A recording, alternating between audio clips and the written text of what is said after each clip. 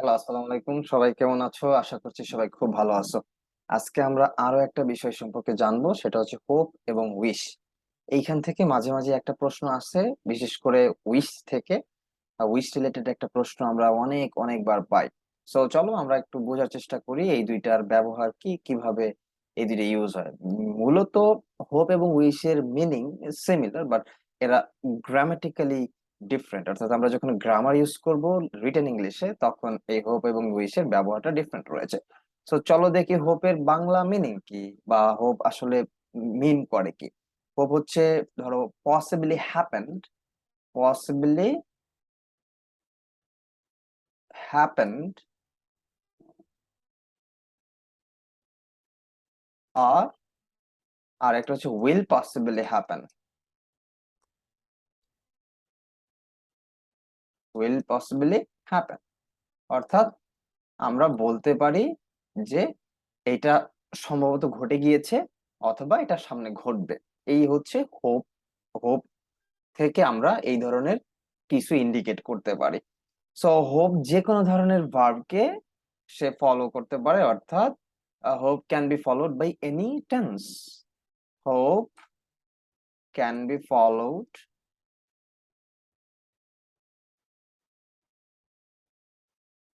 By any tense. অর্থাৎ আমরা যখন হোপ ব্যবহার করব তখন একটা সেন্টেন্সে যে কোনো ধরনের টেন্স সে একসেপ্ট করতে পারবে। এর জন্য তাকে কোনো ধরনের আহ, নিয়ম ফলো করা লাগবে না। সো আমরা যখন যে কোনো সেন্টেন্সে হোপ যখন ইউজ করব, আমরা যে কোনো ধরনের টেন্স সেখানে একসেপ্ট করতে পারবো।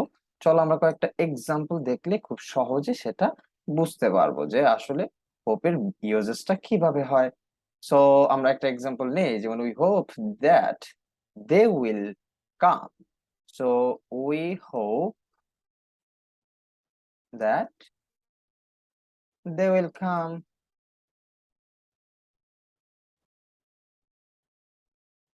So আমরা এখানে কি হচ্ছে, we hope that they will come। এর মানে কি? এর মানে হচ্ছে আমরা আশাবাদী যে তারা আসবে। অর্থাৎ এই যে যে আসার ঘটনাটা, পরবর্তী যে ক্লজটা আসলো, সেই ক্লজে যে ঘটনাটা ঘটতেছে, সেটা কি সম্ভাবনা আছে যে তারা আসবে। তার মানে উইল পসিবলি হ্যাপেন, এটা ঘটার সম্ভাবনা আছে, এই নিয়ে তারা আশাবাদী। এই জন্য এই হোপ কি করলো, ফিউচার টেন্স কে একসেপ্ট করছে। আবার সেম সেন্টেন্সে আমরা যদি লিখি we hope, we hope that, we hope that they came yesterday, they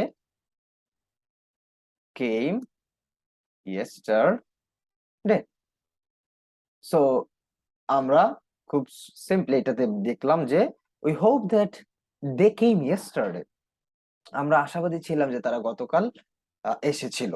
অর্থাৎ এই যে যে গতকালে যে ঘটনাটা ঘটে গেছে, আমরা পরবর্তী দ্যাট ক্লজে যেটা পাচ্ছি, এই ব্যাপারটা পূর্বের দিন ঘটে গেছে, এবং এই ব্যাপারটা যে ঘটবে সেই ব্যাপারে তার অনেকটা নিশ্চিত ছিল, অনেকটাই তারা আশাবাদী ছিল।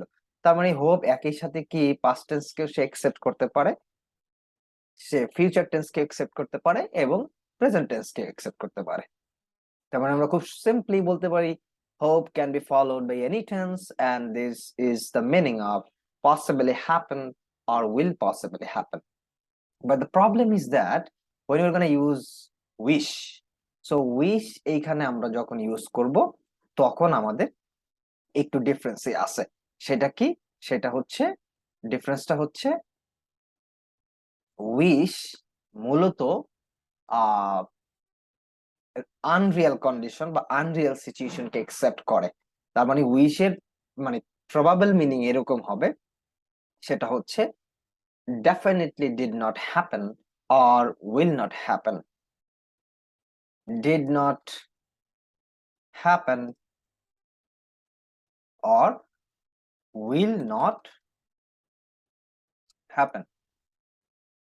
তার মানে কি? তার মানে আমরা খুব সহজেই বুঝতেছি যে উইশ যখন আমরা কোনো সেন্টেন্স ইউজ করব, তার পরবর্তী যে ক্লজটা আসবে সেটা অবশ্যই ঘটবে না বা ঘটে নাই। তার মানে ব্যাপারটা আনরিল, তবে সেন্টেন্সটা হবে পজিটিভ, কিন্তু তার মিনিংটা হবে নেগেটিভ। That's the wish. তার মানে উইশের সিচুয়েশনটা হবে আনরিয়াল। কি হবে? আনরিয়াল। অর্থাৎ সেটা সেন্টেন্সটা আমাকে পজিটিভ লিখলেও তার অন্তর্নিহিত মিনিংটা হবে নেগেটিভ। অর্থাৎ সে অবশ্যই সেই ব্যাপারটা অ্যাকচুয়ালি ঘটবে না। আমরা যদি একটা এক্সাম্পল দেই তাহলে আমরা খুব সহজেই বুঝতে পারি। যেমন ইফ, যেমন আই উইশ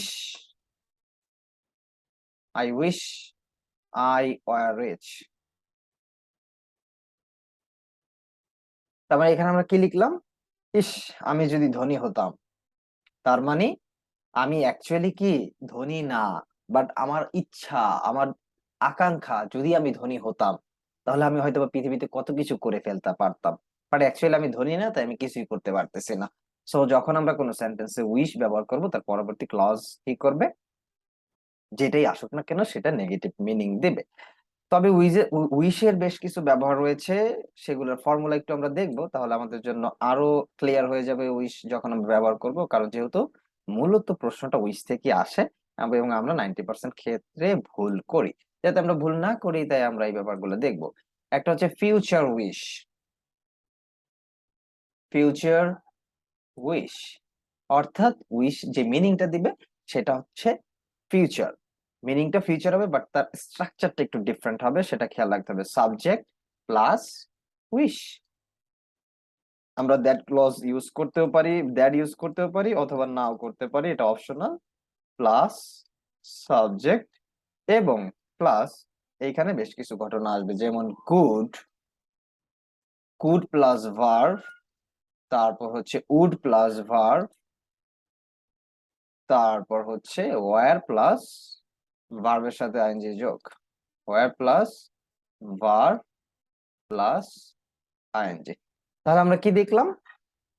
যখন ফিউচার উইশ কে ইন্ডিকেট করা হবে তখন আমাদের হবে subject wish, that, subject plus could plus verb, would plus verb, অথবা ওয়্যার প্লাস ভার্বের সাথে আইএনজি। এই ফরম্যাটটা আমাদেরকে কি করতে হবে? ফলো করতে হবে যখন আমরা ফিউচার উইশ কে ইন্ডিকেট করব। তো আমরা একটা এক্সাম্পল দিলে আমাদের জন্য আরো ইজিয়ার হয়ে যাবে। ফরম্যাটটা তোমরা দেখে নিয়েছো, subject plus wish plus that. Subject অর্থাৎ সেকেন্ড ক্লজ অর্থাৎ পরবর্তী ক্লজে যেটা আসবে সেটা কুড প্লাস ভার্বের ভার্ব হইতে পারে, ভার্বের বেস ফর্ম, উড প্লাস ভার্বের বেস ফর্ম, অথবা সাবজেক্ট যাই হোক না কেন ওয়্যার হবে এবং সেটা ভার্বের সাথে আইএনজি যোগ হবে।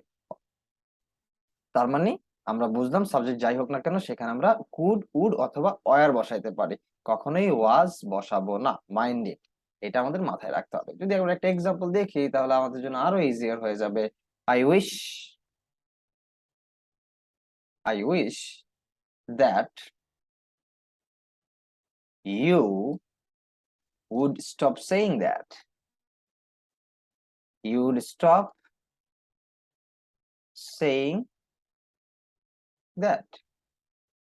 তার মানে আমরা কি লিখলাম? ইস, তুমি যদি সেই কথাটা বন্ধ করতে, অর্থাৎ তুমি যদি সেই মানে যেটা বলতেছো সেই ব্যাপারটা যদি বন্ধ করো। অর্থাৎ কেউ একজন কিছু একটা বলা স্টার্ট করছে, সেটা যাতে বন্ধ করা হয় সেই ব্যাপারে ইচ্ছা প্রকাশ করছে, বাট ব্যাপারটা বন্ধ হচ্ছে না, সেটা কি চলতেই আছে। নেগেটিভ মিনিংটা হচ্ছে অন্যরকম, আর সেন্টেন্সটার স্ট্রাকচার হচ্ছে পজিটিভ, বাট তার মিনিংটা হচ্ছে নেগেটিভ। অর্থাৎ সে ইচ্ছা প্রকাশ করতেছে, সে মনে করতেছে যে সে যদি কথা বলা বন্ধ করতো, বাট অ্যাকচুয়ালি সে সেটা করছে না। তো এই ধরনের উইশ হচ্ছে ফিউচার উইশ। অর্থাৎ উইশটা মূলত ফিউচারকে ইন্ডিকেট করে। এরপরে আমরা দেখবো আরেকটা স্ট্রাকচার, সেটা হচ্ছে present wish.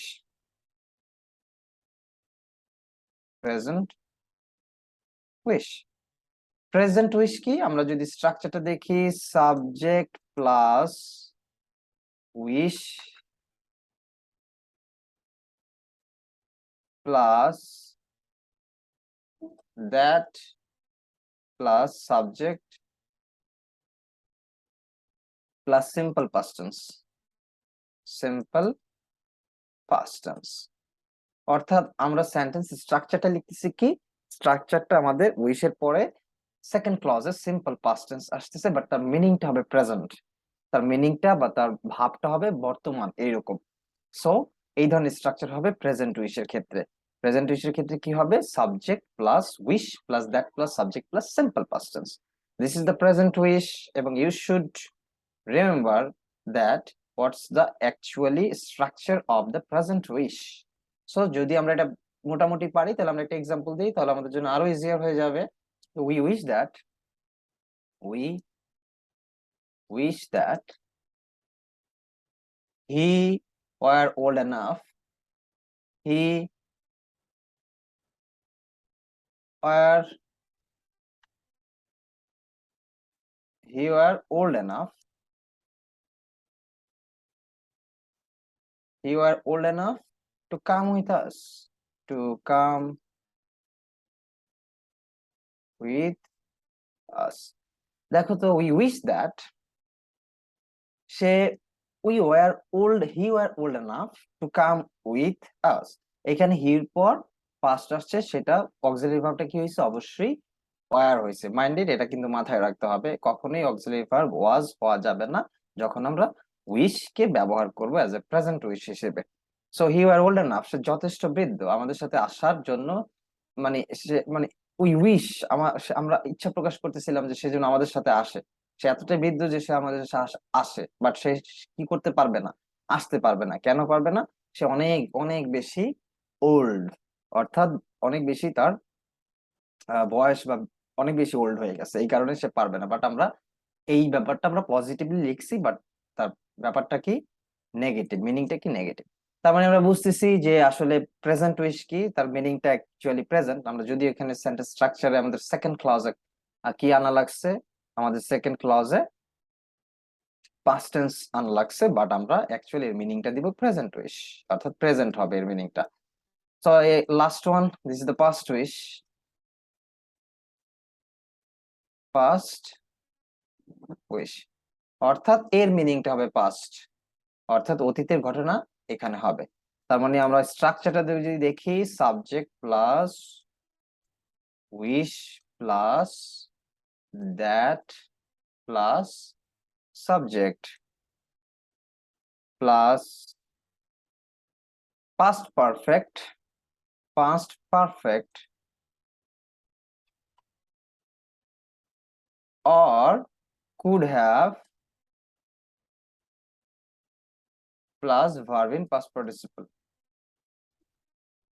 verb in past participle।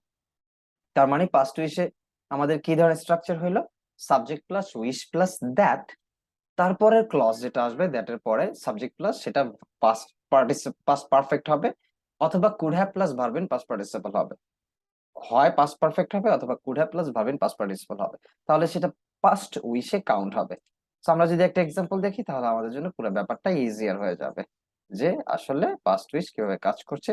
অর্থাৎ পাস্ট উইশে তার মিনিংটা অতীতের হবে, যদিও সেটা নেগেটিভ হবে, বাট মিনিংটা অতীতের হবে। যেমন আমরা যদি একটু দেই, I wish that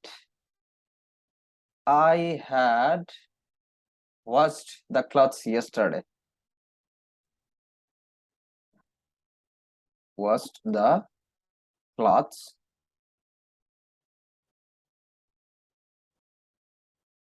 CLOTHES, clothes yesterday। অর্থাৎ মানে I wish that I had wash the clothes yesterday, আমি যদি গতকাল কি করতাম, আমার জামা কাপড় গুলা যদি ধুয়ে ফেলতাম।